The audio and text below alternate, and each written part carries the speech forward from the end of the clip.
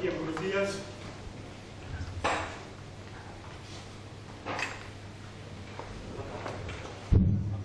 Buenos días. Entonces, bienvenidos todos a esta rueda de prensa donde queremos presentar la memoria de las actividades de la Iglesia. Ustedes saben que desde hace unos años es obligatorio para la Iglesia, con motivo de la X de la Declaración de la Renta, presentar una memoria justificativa de aquello que los católicos han decidido dirigir a la Iglesia Católica con sus impuestos, presentar al gobierno una memoria justificativa. Esto le permite a la Iglesia no solo justificar económicamente lo que hace, sino al mismo tiempo conocer cuál es la realidad de la Iglesia en este momento en España. Entonces se elabora esa memoria que les han dejado a ustedes, que tienen los datos en las manos, que ya pueden consultar y que estará disponible en la página web de la Conferencia Episcopal. De algún modo lo que se presentan es lo que la Iglesia ha hecho con la X, y también en el fondo presentamos qué es la Iglesia, lo que nosotros somos, lo que nosotros hacemos y con qué lo hacemos. Este es el sentido de esta rueda de prensa y también el sentido del evento que va a tener lugar esta tarde aquí en el salón de actos, aquí detrás, donde queremos presentar eso, lo que somos, lo que hacemos y con qué lo hacemos. Me acompañan en la rueda de prensa en el centro Fernando Jiménez Barrio Canal, vicesecretario para Asuntos Económicos de la Conferencia Episcopal.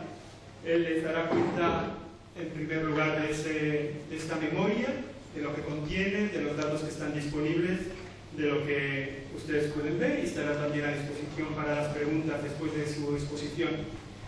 Pero como la Iglesia, las cifras de la Iglesia, detrás de cada X, detrás de cada cifra, hay personas, nosotros hemos querido traer personas para que cuenten su testimonio. Ellos van a participar esta tarde en el evento de presentación de la memoria, pero queríamos anticiparles a ustedes lo que ellos van a decir esta tarde, de forma que nos acompañan dos de los tres testimonios que estarán con nosotros. Aquí a mi derecha está Joseph Anwar. Él es de origen pakistaní, como se puede ver. Salió de su país por causa de su religión, cristiano perseguido por su fe. Llegó a España de alguna forma como inmigrante también, refugiado aquí, y aquí ha sido acogido por la Iglesia y tiene su propia experiencia de la Iglesia, que esta tarde queremos contar, queremos que él nos cuente y que os va a contar él ahora, ¿no? Lo que la Iglesia supone para él. Y en el otro extremo de la mesa, Juan Antonio Diego Esquivias, hermano de San Juan de Dios. Él atiende o participa en un albergue para personas sin hogar, el hogar Santa María de la Paz. Y es una de las personas, quizá lo reconocerán, de la campaña del Por Tantos de este año en los spots de televisión. Él era uno de los que aparecían en estas imágenes, hermano de San Juan de Dios, que también tiene su punto de vista sobre la Iglesia, su conocimiento de la Iglesia, de lo que él hace y de su forma de ser Iglesia. Pues nada más, doy la palabra a Fernando Jiménez Barrio Canal, vicesecretario de Asuntos Económicos, que les expone el contenido de la memoria. Muy bien, pues buenos días a todos. Como ya ha dicho el director de la Oficina de Información, la conferencia presenta hoy la memoria de actividades de la Iglesia Católica correspondiente al año 2013. El objetivo de esta memoria es doble. Por una parte, dar a conocer los fondos recibidos de los contribuyentes a través de la asignación tributaria, la X de la Declaración de la Renta. El último ejercicio fiscal es precisamente el 2013. Y por otra parte, informar del conjunto de actividades desarrolladas por las instituciones de la Iglesia en España a favor de cada persona y de la sociedad en su conjunto.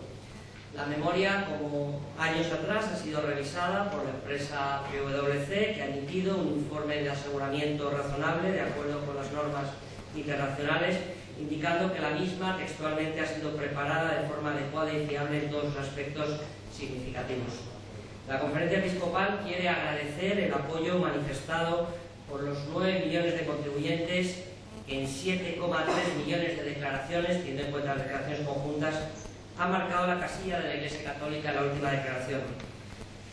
Ello ha supuesto un mantenimiento al alza del porcentaje de declaraciones con asignación, llegando al 34,88%, y una ligera disminución del importe total que hemos recibido, que se cifra en 246,9 millones de euros, debido fundamentalmente a la menor recaudación por la crisis económica. En la memoria se detalla el dinero efectivamente recibido en 2013 y su distribución realizada tanto de manera centralizada, pagos de la Seguridad Social del clero, actividades formativas, pastorales, etc., como su reparto a las diócesis españolas. El importe enviado a las diócesis, el que enviamos y que figura en el detalle, se integra como ingreso en su presupuesto para atender el conjunto de las necesidades, suponiendo de media el 23% de los recursos diocesanos. El resto, el 77%, se corresponde ya con financiación propia, siendo las aportaciones voluntarias de los fieles la partida más importante. En cuanto a las actividades desarrolladas, la memoria se presenta en 6 bloques: actividad celebrativa, pastoral, educativa, evangelizadora, cultural y social asistencial. En el apartado celebrativo se ofrecen los datos de los sacramentos más relevantes: 254.000 bautizos, 249.000 primeras comuniones, 118.000 confirmaciones, 54.000 bodas o unciones de enfermos. Millones de personas acuden regularmente a misa. En la actividad pastoral figuran algunos datos globales de la implantación de la Iglesia en España, como son 23.098 parroquias, más de 19.000 sacerdotes, 57.900 religiosos y religiosas de vida activa, 106.000 catequistas de las 23.000 parroquias o 10.899 monjas y monjes de clausura. Por ejemplo, se detalla la labor en las cárceles, con 147 capellanes y 3.129 voluntarios y 759 parroquias, o la pastoral de la salud, con 146.000 personas acompañadas en hospitales y 62.944 personas en sus casas, con una red de más de 16.000 voluntarios. Segundo bloque, la labor pastoral es especialmente importante en el ámbito rural y en el acompañamiento de millones de fieles en los momentos más importantes de su vida: nacimiento, infancia, juventud, matrimonio, vejez, enfermedad. Esta labor es realizada en parroquias, escuelas, en distintas realidades eclesiales, así como en las más de 11.000 asociaciones católicas inscritas en el registro de entidades religiosas. Solo en las parroquias se destinan 48,3 millones de horas a la atención pastoral. Gracias a este inmenso caudal de generosidad en su labor de clérigos y de laicos, y teniendo en cuenta el total de recursos empleados en la Iglesia, podemos afirmar que un euro invertido en la Iglesia rinde como 2,3 al servicio de la sociedad. La actividad educativa, tercer bloque, es muy relevante. En el ámbito no universitario hay 2.601 centros católicos que emplean a 123.229 personas para atender a un total de 1.441.000 alumnos. Solo la red de colegios concertados, al 2.400 y pico, ahorran a las administraciones públicas 2.850 millones de euros, por la diferencia de coste que hay entre una plaza en un centro concertado y una en un centro público, tomando como base los datos del Ministerio. En este mismo campo hay que destacar la labor realizada por los 25.660 profesores que imparten clase de educación católica a los 3,5 millones de estudiantes inscritos voluntariamente en la misma. La memoria también ofrece datos de las 14 universidades católicas, pontificias o de inspiración cristiana, en las que se forman 83.279 estudiantes, cuyos logos tienen ahí en la pantalla. En la actividad evangelizadora, la memoria recuerda la labor de los 13.000 misioneros y 482 familias en misión distribuidas en 128 países de los 5 continentes, que llevan la buena noticia del Evangelio a todos los rincones del mundo y, por qué no decirlo también, llevan la marca España. En el ámbito cultural se detalla el esfuerzo realizado por la Iglesia en materia de custodia y puesta a disposición del patrimonio cultural. Son 3.168 bienes de interés cultural, son 616 santuarios, entre otros, así como todo el inmenso patrimonio inmaterial puesto de manifiesto en fiestas religiosas declaradas de interés turístico, nacional e internacional, reseñando la memoria a título de ejemplo el especial protagonismo que tienen en nuestra sociedad las 3.284 cofradías y hermandades inscritas inscritas en registro de entidades religiosas, y otras tantas que también existen en las parroquias. La memoria incluye un reciente estudio realizado por PwC, tienen el detalle en la memoria, sobre el impacto económico generado únicamente por las algo más de 70 catedrales que hay en España y que se cifra en 411 millones de euros anuales de aportación al Producto Interior Bruto. Es solo un ejemplo de la aportación que en este campo realiza la Iglesia a la sociedad. Por último, y no menos importante, la memoria incorpora un resumen de la actividad caritativa asistencial, destacando la existencia de 8.490 centros sociales asistenciales de la Iglesia, 355 más que en el año anterior, habiéndose incrementado la actividad caritativa en los últimos 4 años en un 76%, por razones obvias. Ello supone que 4,1 millones de personas fueron acompañadas o atendidas en 2013 en centros de la Iglesia en España, destacando los 2,5 millones que lo fueron en centros para mitigar la pobreza, comedores sociales, albergues, etc. También se resaltan los programas de promoción de la mujer, solas, con hijos, en riesgo de exclusión, víctimas de violencias, prostitutas, explotación sexual y laboral. Un total de 23.264 mujeres atendidas en 72 centros y programas de actuación. Toda esta inmensa labor asistencial es realizada por distintas instituciones de la Iglesia, desde las más de 6.000 cáritas ubicadas en las parroquias, con 78.000 voluntarios, a distintas realidades promovidas por la vida religiosa y también por realidades laicales diversas. La conferencia quiere, en definitiva, agradecer de manera especial a todos los miembros de la Iglesia que viven y participan de las distintas actividades y a todos aquellos que con su colaboración espiritual y material hacen posible esta realidad. Asimismo, quiere recordar que el sostenimiento de la Iglesia en España depende exclusivamente de los católicos y de aquellos que reconocen su labor, la labor que la Iglesia realiza, ya sea marcando la casilla de la renta, la casilla de la Iglesia Católica, ya sea con sus aportaciones materiales. Tal y como se realizó el año pasado, la conferencia ha preparado también un folleto divulgativo con un resumen de estos datos que será encartado en los principales periódicos de tirada nacional a lo largo del próximo fin de semana. Se distribuirán un total de 1,5 millones de ejemplares. Esto es fundamentalmente el recorrido de la memoria que quería comentarles. Muchas gracias. Bien, gracias Fernando. Esta exposición que han visto ustedes en la pantalla también la tendremos disponible en la página web, que es un poco el resumen de la memoria, de lo que ha hablado ahora Fernando, o sea que si ustedes lo desean lo podrán descargar de la página web, además de, como ya he dicho, toda la memoria que tienen en sus manos en el PDF. Quería decir también que ahí en la parte técnica está Esther, de la oficina de Fernando Jiménez, que es una de las personas que recoge el material y que de algún modo, si alguien lo quiere alguna cosa técnica o alguna puntualización, algún dato que quiera saber cómo se ha obtenido, de dónde se ha obtenido, de dónde sale, pues le pueden preguntar porque, digamos... Es la que ha hecho la iba a decir, no sé si lo tiene todo en la cabeza, pero todo lo que se le pregunta lo suele tener, o sea que está también a su disposición.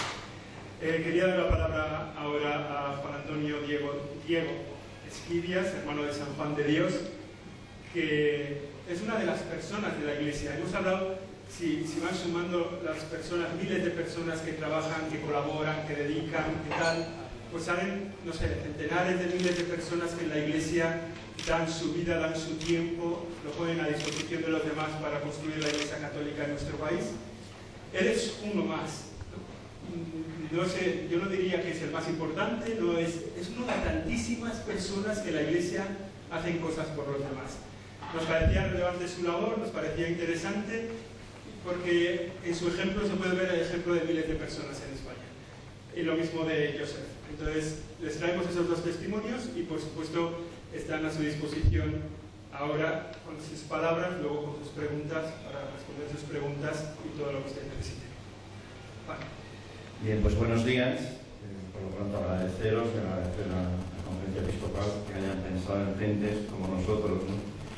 Efectivamente yo soy un poquito más de los muchos que hay dentro de la Iglesia. Cuando leía los datos, pues me imaginaba yo en esos muchos miles de personas, mujeres y hombres que estamos a distintos niveles, pues yo diría, hablando en castellano puro, dando el caño, ¿no?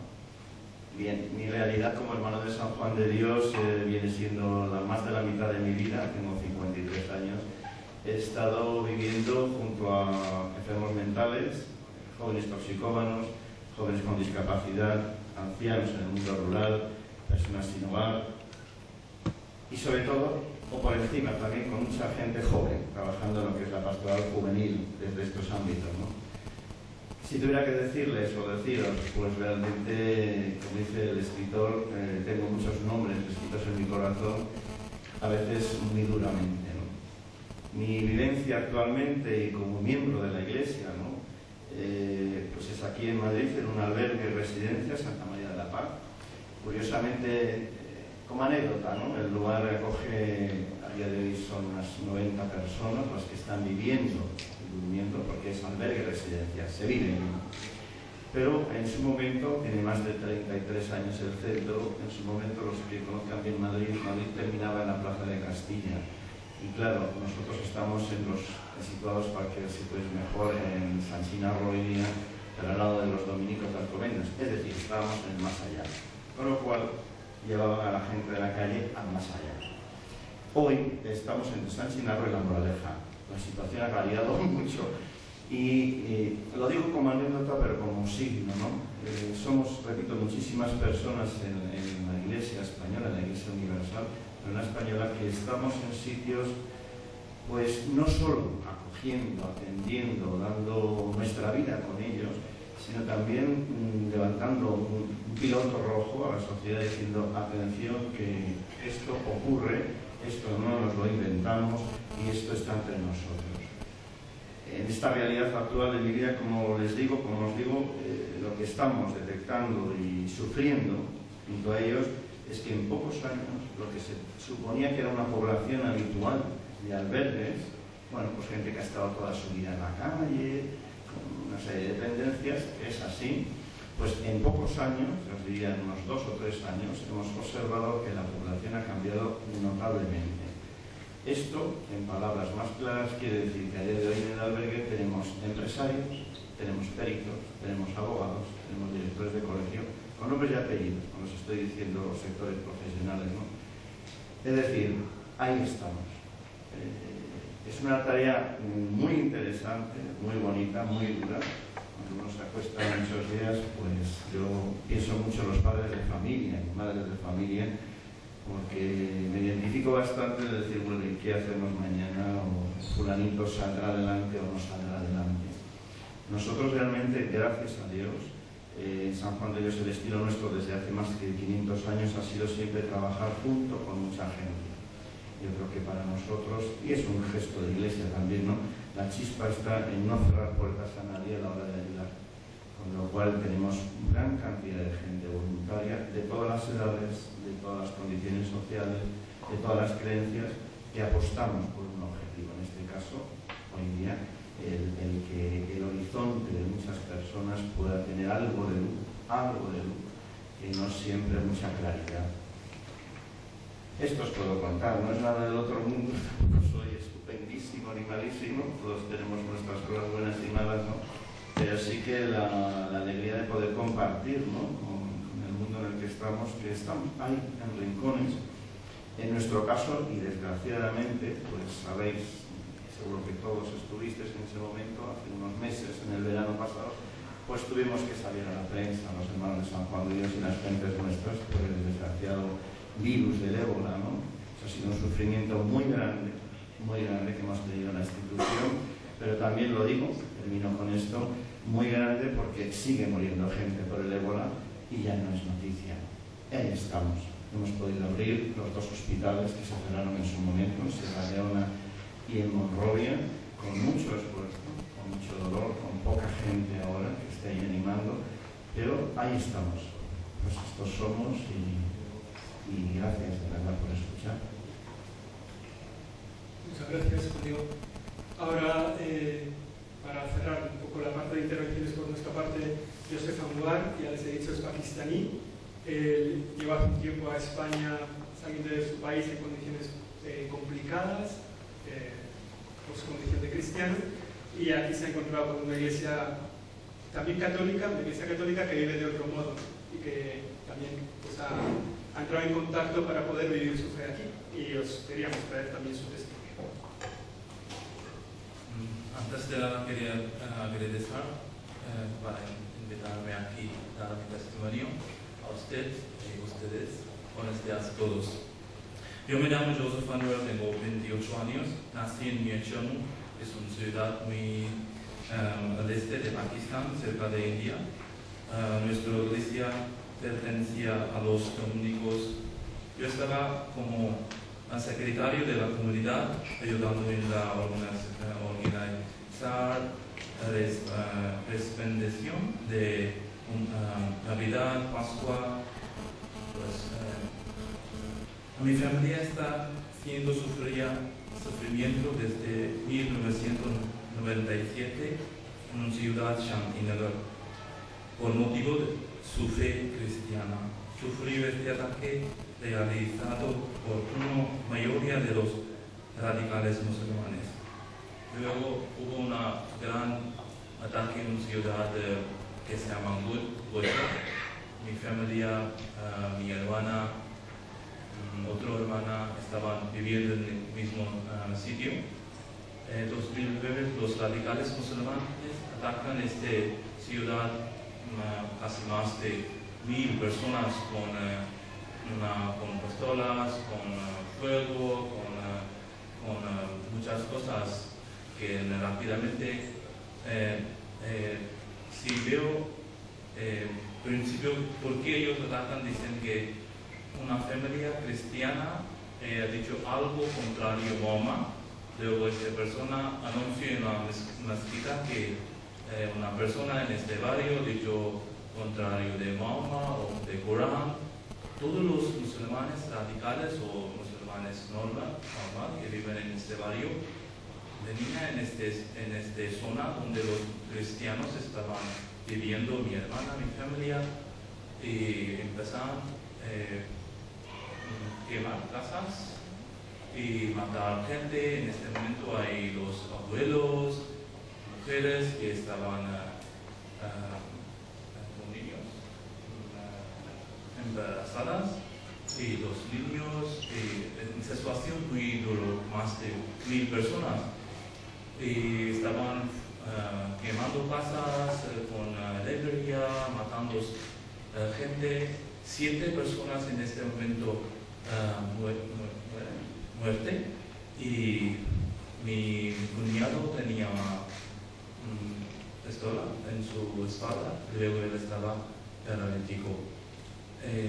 Mi familia quería escapar, podía escapar en diferentes ciudades, pero mi hermana con sus 4 hijos no podía salir de ciudad, ella estaba viviendo luego en el mismo sitio. 2013 directamente los musulmanes radicales atacan a mi hermana, casa de mi hermana. Ella estaba en una sala de colegio, que ella estaba trabajando como limpiadora en una escuela. Mi cuñado, él estaba en su carro, como él es paralítico, en su casa. Los musulmanes, con ayuda de la policía, los radicales, venían en casa a coger a ellos, a mis sobrinos y luego hermana, todos estaban en la oficina de la policía. Estaba casi 1000 kilómetros lejos de ellos, y recibido llamadas después de 3-4 horas que mi hermana, mi cuñado, mis sobrinos, ellos están en la oficina de la policía. ¿Por qué? Porque dicen que mi hermana mandado un mensaje por móvil contrario a Mahoma. Un abogado, un presidente de una asociación de abogados y otro, un líder de una escuela de misma zona, que estaba completamente falso. Como mi hermana no tiene educación y los móviles funcionan en inglés, y ella no puede escribir mensaje en inglés o contrario que algo mal, contrario a Mahoma, Y tampoco no es fácil que una persona presidente de una asociación de abogados o otro líder que una persona normal tenía el número de ellos de mover local. Pues los radicales, la policía estaba torturando a mi cuñado, delante de mi hermana, mis sobrinos, cuando ellos estaban torturando, pegando a él y dando amenazas. Si tú no admites que tú has mandado un mensaje contrario a mamá en este teléfono, voy a torturar su mujer. Pues cuando él recibió amenaza, ella estaba delante de ellos, sus niños también, él admitido que ya ha hecho pues luego la policía ha hecho una forma que ya esta persona ha admitido esto porque presión de los radicales musulmanes. En esta zona los radicales musulmanes siempre buscan manera de cómo pueden perseguir los cristianos por la fe, o cómo ellos pueden matar, cómo pueden siempre buscar manera. Como nosotros no tenemos mismos derechos que tienen los musulmanes, hay falta de derechos, hay falta de varias cosas, pero nosotros somos siempre perseguidos por la fe. Por ejemplo, yo me llamo Joseph Henry, algo sitio cuando digo yo me llamo Joseph Henry, ya el tema empezó por aquí. Si no, hay gente que tengan nombre de los musulmanes como Urdu, nombre normal, pero nuestra tarjeta de licencia dice que nosotros somos cristianos, escrito en la tarjeta. En cualquier parte, por ejemplo, voy a comprar billete o voy a empezar algún trabajo, voy a algún sitio, cuando yo enseño mi tarjeta de residencia, hay escrito mi religión, que yo soy cristiano. Pues cuando ven, falta empezar ahí, pues sí, yo sí empezar por ahí. Por eso la última, cuando mi hermana en 2013 ella estaba en la policía, luego ellos han dado a ellos en la cárcel. Después de 6 meses juicio, han anunciado pena de muerte a mi hermana, mi cuñado, mi cuñado paralítico, una persona físicamente que no puede mover, como es un sufrimiento que no podemos hablar. No puedo decir que una persona en paro, tiene 4 hijos, mi hermana que ya está solamente trabajando para dar comida a sus hijos, ayudando a su marido, es muy difícil, pero la policía, los radicales, los musulmanes ya han condenado a pena de muerte a mi cuñado, mi hermana. Allá está en la otra cárcel, mi cuñado en la otra cosa, no, ellos tienen comunicación dentro de ellos. Los niños que son menores han cogido una de ONG de Pakistán, cristiana ONG. Ellos están defendiendo el caso de mi hermana. Pakistán tiene una ley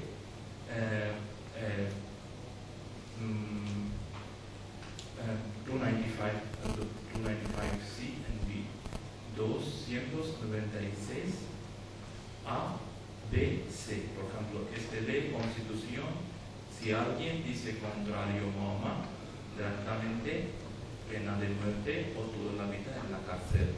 Si alguien dice algo contrario al Corán o algo, 2000 y medio en la cárcel. Pues los radicales musulmanes siempre utilizan este artículo para perseguir los cristianos. Y cuando mi hermana, cuñado estaba en la cárcel, yo recibí llamada, perdón mi español un poco, que la policía dentro de 12 horas vienen por mí para cogerme. y yo he llamado a un sacerdote, mis amigos, y he pagado mi teléfono, he recibido un poco de ayuda desde la iglesia, luego de ONG, ha pagado tanto dinero, una mafia de salir del país. Gracias a Dios que todas las personas, por ejemplo, la iglesia, ONG, yo también estaba trabajando, tenía dinero que podía pagar a la mafia para salir del país. Pues en esta situación yo podía salir de Pakistán, yo venía aquí, estaba en el centro de refugiados en Valencia, como tenido protección religiosa, protección internacional religiosa, refugiado. Estaba en Valencia, en el centro de refugiados, 8 meses. Hay también uno de ellos, por ejemplo, hay minoría, 150 personas, todos los musulmanes. Yo tenía amenazado en el mismo sitio, aquí en el centro de refugiados, una persona musulmana, pakistaní, ha dicho mismas cosas que los musulmanes dicen en Pakistán. Él ha dicho mismas cosas, amenazas, por ejemplo, en el centro de refugiados, aquí en Valencia. Pues la iglesia me ha ayudado aquí mucho. Yo estoy en este momento viviendo con los salesianos. Cuando yo termino mi tiempo en el centro de refugiados, porque hay, por ejemplo, 6 meses, después de 6 meses tenía que salir del centro de refugiados, uno de mis amigos me ha presentado con salesianos. Yo estoy viviendo con ellos un apartamento. Por ejemplo, cuando no tengo comida, me dan comida, pues dan trabajo, me presentan con otra comunidad, la iglesia, los valencianos, todos mis amigos me han ayudado mucho. Y también en Valencia, por ejemplo, de Paraula es una agencia de periodismo. Me ha ayudado mucho para dar voz en caso de mi hermana. Pues como nadie conocía en caso en esta página, en este Paraula, ahora gente sí que conocen también todo cristianos, páginas por periodistas, otro ONG me ayudando para dar voz en caso de mi hermana.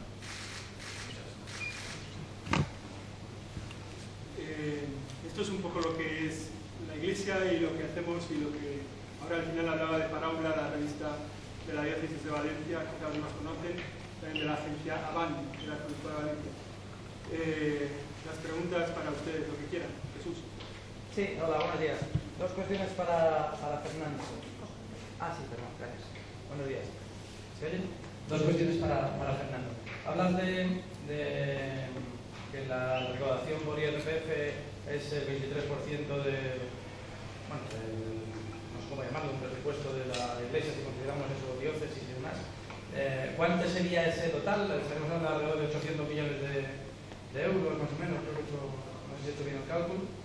Y luego hay un tema que no hemos hablado, sí que me gustaría que aclararas, es el tema del tan manido IBI, que me gustaría que comentaras qué ley exactamente regula la exención de IBI a la Iglesia y si hay algún cálculo, o está previsto que se haga algún cálculo de cuánto dinero estaríamos hablando si se acaba con esa exención o de cuántos inmuebles están exentos.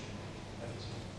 Vamos a ver, en relación a la primera pregunta es fácil echar la cuenta, que si los 200, es decir, si el dinero que se envía a las diócesis, que son aproximadamente unos 200 millones de euros, suponen el 23%, realmente no existe un presupuesto de la Iglesia como tal, porque cada diócesis es autónoma. Nosotros sí les pedimos los datos a las diócesis, tenemos una imagen global de lo que supone la economía de las diócesis españolas. Aproximadamente estamos hablando en torno a 870 millones de euros, lo que pueden ser todos los recursos, de esos recursos que tienen una tabla bastante clara en las páginas 15 y 16, se pueden hacer una idea que de esos 870, el número redondo es el 36% son aportaciones voluntarias de los fieles, solo un 23% supone asignación tributaria, el resto son ingresos que son por prestaciones de servicios, por aranceles, por ingresos derivados del patrimonio,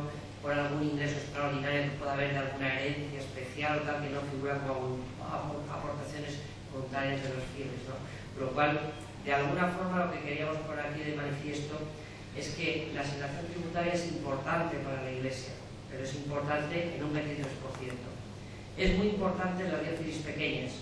En las diócesis pequeñas, la asignación tributaria, el dinero que la Conferencia Episcopal destina a diócesis como Ciudad Rodrigo, como Guadix, como tantas diócesis pequeñas, pues puede suponer más del 50 o del 60% del dinero que tiene. Mientras que otras diócesis, como puede ser la diócesis de Madrid, el importe que reciben de la asignación tributaria no llega al 8% de todo su volumen, ¿no? Pero en resumidas cuentas viene a ser más o menos el 23%. Con esas cifras pueden hacerse más o menos una idea de lo que vendría a ser. No nos gusta dar una cifra en millones de euros, pero si las tenemos, lo que pasa es que nos parece relevante, sobre todo saber qué porcentaje, qué peso tiene la actividad asistencial, las retribuciones de seglares, las retribuciones de clérigos, como tienen también en esa página. En relación con el IBI, pues usted lo sabe también, lo sabe casi mejor que yo, pero la Iglesia, por una parte, la Iglesia y las confesiones religiosas tienen una legislación propia que deriva en el caso de la Iglesia Católica, de acuerdos sobre asuntos económicos, y en el caso del resto de confesiones religiosas, de los acuerdos suscritos con el Estado de colaboración en el año 92, que establecían una lista cerrada de bienes, que posteriormente ha sido ampliada a todas las fundaciones, a todo el sector no lucrativo de nuestro país, a las federaciones deportivas y demás entidades y a las ONGs al desarrollo, prácticamente la mayoría de sus bienes, salvo en aquellos bienes donde se realizan explotaciones económicas que no están exentas, en el resto de bienes no se paga IBI. No es un tratamiento especial para la Iglesia Católica, ni siquiera especial para el resto de confesiones religiosas, sino que es un régimen especial para todo el sector no lucrativo. Hacer una valoración de cuánto supondría eso, pues es ciertamente difícil, porque vamos a calcular el IBI de la Catedral de Burgos, ¿en base a qué? A su valor de venta, si no tiene valor de venta porque es un bien inajenable, porque los bienes de patrimonio histórico artístico también están exentos de IBI, no solo los de la Iglesia, sino el resto, ¿no? Vamos a cobrar el IBI a los 8.400 centros asistenciales de la Iglesia. Pues evidentemente, si algún día se decidiera poner ese IBI, por supuesto la Iglesia lo pagaría, porque esos centros asistenciales no están incluidos en los acuerdos de Iglesia-Estado, esos 8.400 centros, y supondría que la Iglesia tendría menos recursos para darse a los demás. La cifra concreta, pues la verdad es que no sé cómo está calculada, pero sin duda alguna será muy importante. Es una contribución indirecta que hace también el Estado a todo el sector no lucrativo de nuestro país.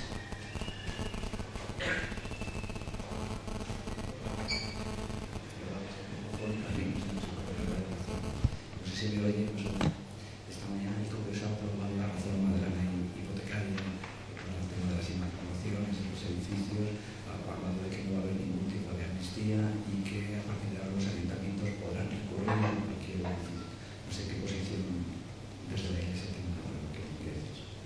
Bueno, varias cosas. Primero, los ayuntamientos pueden recurrir siempre.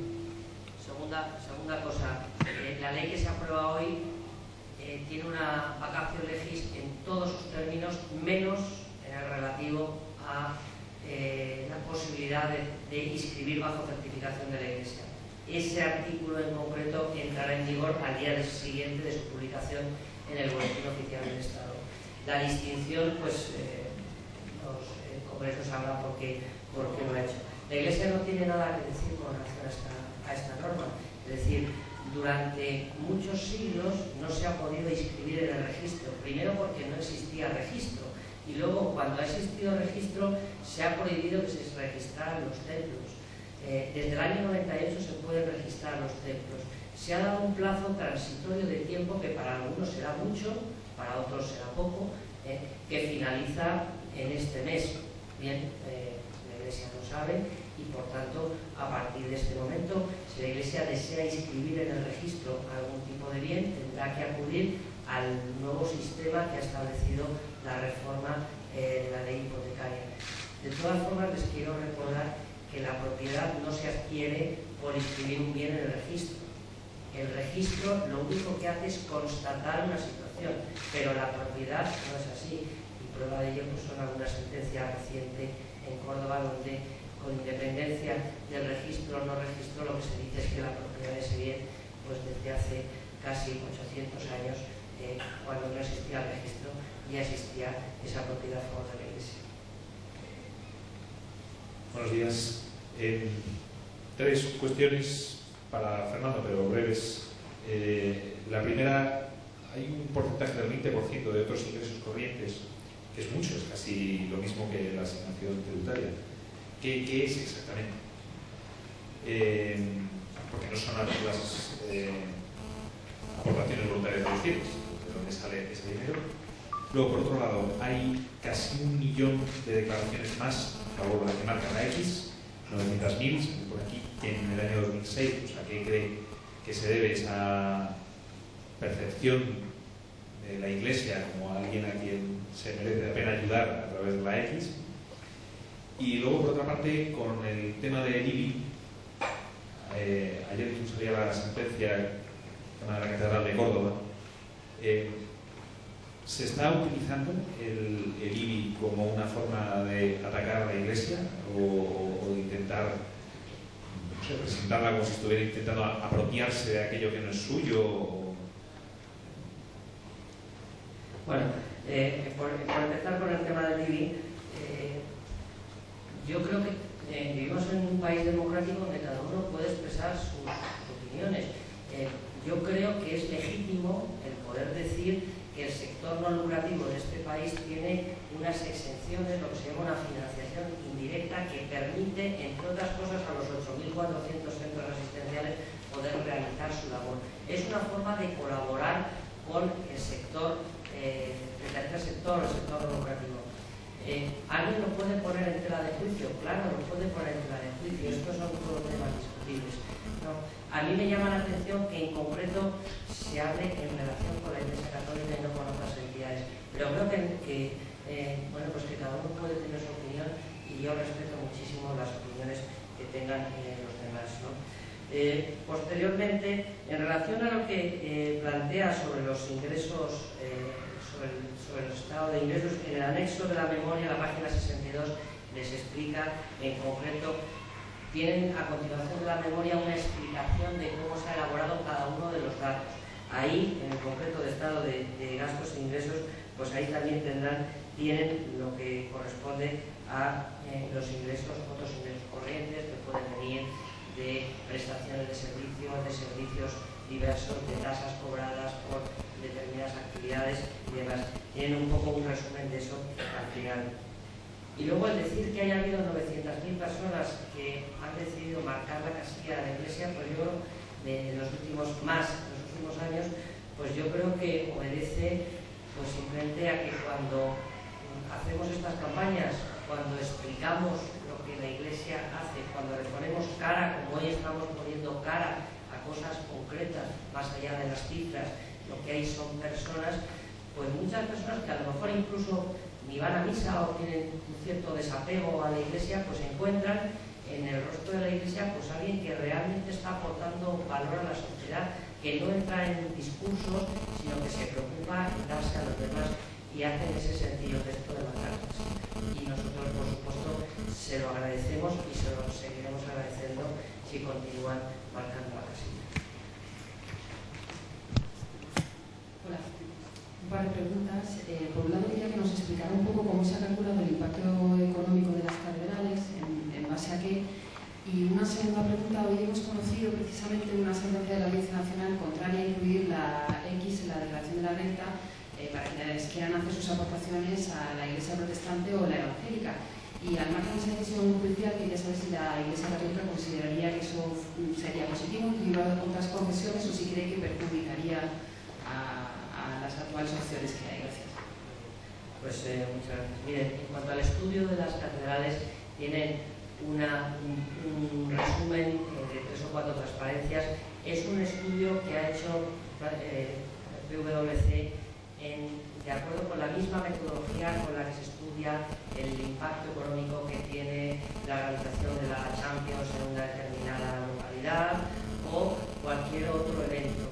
Son técnicas que desarrollan las empresas de consultoría y que un resumen de ese impacto lo han hecho. Por supuesto, se ha hecho en base a todas las estadísticas que hay de impacto turístico y a un complejo sistema de recogida de datos, encuestas a pie de las catedrales, donde se ha ido preguntando usted de dónde viene, por qué está, si su primera motivación para venir a la ciudad ha sido la catedral, no, cuántos días va a estar, etc. Es decir, con cualquier mecanismo tradicional, nosotros, en vez de hacer el estudio, nosotros hemos preferido que lo hiciera pues, una consultora que se dedica profesionalmente a ello, ¿no?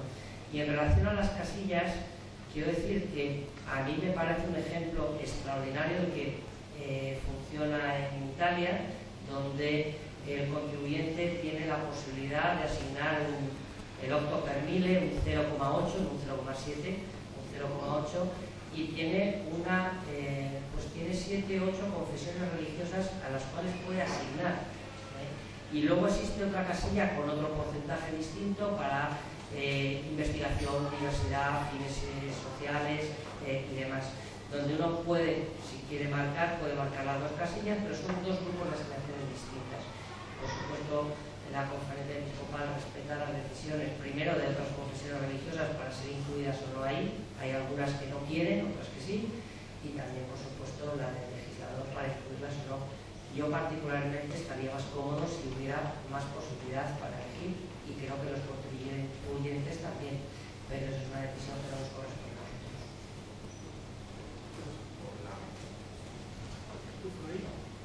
Hola, buenos días. Quería preguntarle sobre estos datos de la parte sacramental, 254.000 bautizos, 249.000 primeras comuniones. Quería saber si estos números suben, bajan con respecto a la serie histórica, y también si pueden ser un poco más concretos con millones de personas que asisten regularmente a misa. No sé si tienen un dato un poco más preciso que millones. Sí, lo tienen en la memoria en relación con los datos sacramentales, que no es fácil conseguirlos porque hay que acabar. Como la presión demográfica, la evolución demográfica en España ha sido ligeramente a la baja en cuanto a nacimientos, pues eso se traslada fundamentalmente también a los datos. Es decir, creo recordar, no me lo sé de memoria, pero por ejemplo en bautizos creo recordar que hay pues aproximadamente, pues no sé si un 2 o un 3% menos que el año pasado.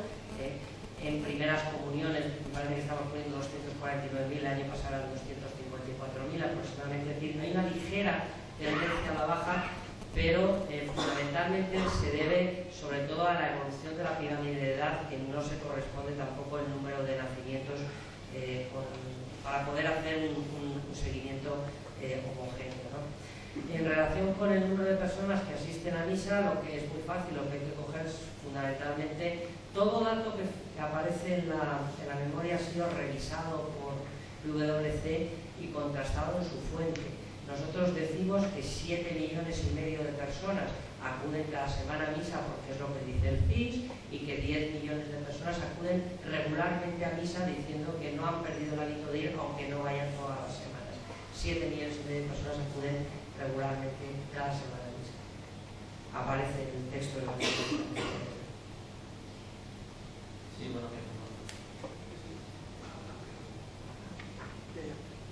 vale, buenos días. Bueno, quería hacer dos preguntas. Una que me llama la atención, los datos que dais sobre la evolución de los centros sociales y asistenciales, que desde 2009, hasta la página 48, que desde 2009 a 2013 casi se ha duplicado su número. Ese caso, en primer lugar, no sé si la mayoría de ellos son de Cáritas, y en cualquier caso me gustaría saber de dónde proceden los fondos para este grandísimo incremento. Y también le quería preguntar sobre si podemos dar algún dato aproximado del endeudamiento de las diócesis españolas. Bueno, pues en primer lugar, en relación con los centros sociales y asistenciales de la Iglesia, hay que tener en cuenta que la metodología que nosotros hemos utilizado en los últimos años ha sido ser capaces de conocer con nombres y apellidos todos y cada uno de los centros. Es decir, este incremento, hay una parte que es efectiva y real, es decir, se han incrementado la actividad asistencial de la Iglesia muchísimo.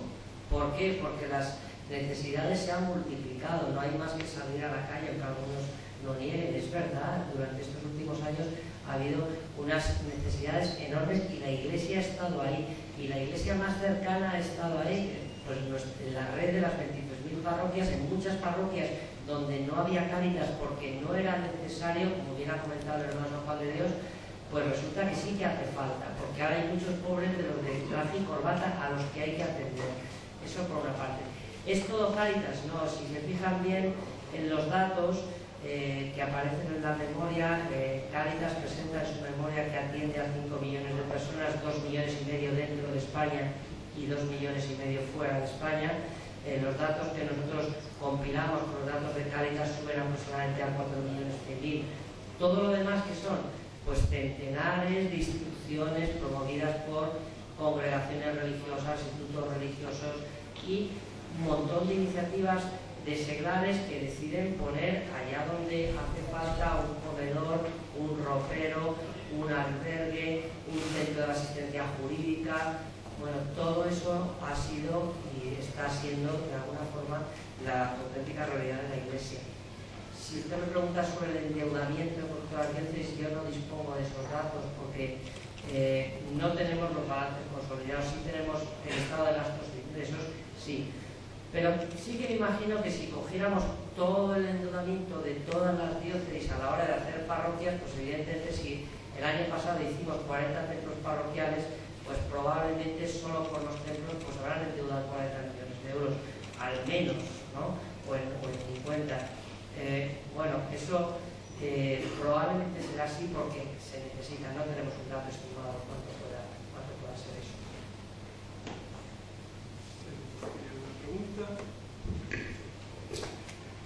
Bien, entonces, se ve que el tema de las cifras es mucho más interesante de lo que parece, ¿no? Porque las preguntas han sido sobre las cifras y luego sobre las cifras y luego sobre las cifras. Bien, estamos a vuestra disposición, a la tarde tendremos el evento, a las 7 de la tarde, con lo cual estáis todos invitados. Supongo que a esa hora ya estáis fuera del trabajo y entonces estáis invitados a estar sentados tranquilamente. José, Juan Diego están a vuestra disposición también ahora, por si alguno queréis que os cuente su historia de una forma más detallada, y también Fernando, por supuesto. Y nada más, agradeceros que hayáis venido hasta este lugar un poco tan inhóspito para una rueda de prensa, pero creo que puede servir lo que se ha contado. Estamos a vuestra disposición y hasta otro día, y nos vemos esta tarde. Gracias.